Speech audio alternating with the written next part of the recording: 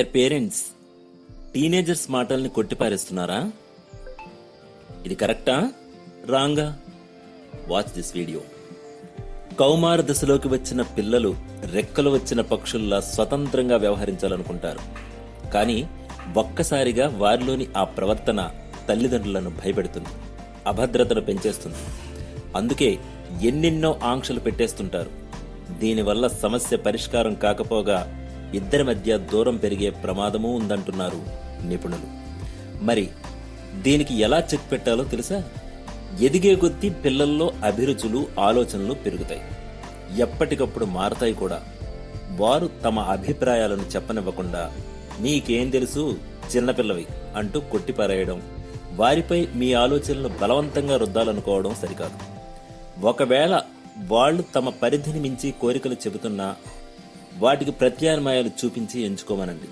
సొంతంగా సంపాదించుకోవడం, నిజాయితీగా వ్యవహరిస్తూ లక్ష్యాన్ని చేరుకోవడానికి కొన్ని టార్గెట్లు ఇవ్వండి. ఇవన్నీ వారిలో శ్రమించే తత్వాన్ని, భవిష్యత్తుని బంగారుమయం చేసుకునే శక్తిని అందిస్తాయి. నాకన్నీ తెలుసు, నాకిదే ఇష్టం అంటూ మొండికేసేది మీ పిల్లలు మాత్రమే కాదు, ఆ వయసులో ఉన్న అందరిది అదే తీరు. ముందు అసలు వారు ఏం చెబుతున్నారో వినండి, ఏం చేస్తారో, ఎలా చేస్తున్నారో చూడండి. అవకాశం ఇచ్చాకే వారు చేసింది మంచో కాదో వివరిస్తే తమ తప్పేంటో వారికి అర్థమవుతుంది. మరోసారి ఆవేశపూరితంగా, అనాలోచితంగా నిర్ణయాలు తీసుకోరు. అవునా? టీనేజీలో ఉన్న వాళ్లకు అతి నియంత్రణ అస్సలు నచ్చదు. మీరు కూడా వారు మరీ పసివాళ్లు కాదనే విషయం గుర్తించాలి. ఒకే విషయం గురించి పదే పదే చెప్పడం, వారి లోపాలను ఎత్తి చూపితే మీరు కనిపిస్తే చిరాకు పడడం మొదలు పెడతారు. మీకు దూరంగా గడపడానికి ఎక్కువగా ఇష్టపడతారు.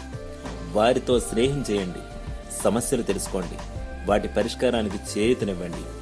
ఇవి మీ అనుబంధాన్ని పెంచుతాయి, మీ అభిప్రాయాలకు విలువనిచ్చేలా చేస్తాయి, మీ అభద్రతను దూరం చేస్తాయి కూడా. ఏమంటారు? మరొక వీడియోలో మళ్ళీ కలుస్తాను. నమస్కారం. లైక్ చేయండి, కమెంట్ చేయండి, షేర్ చేయండి, సబ్స్క్రైబ్ చేయండి. నమస్తే.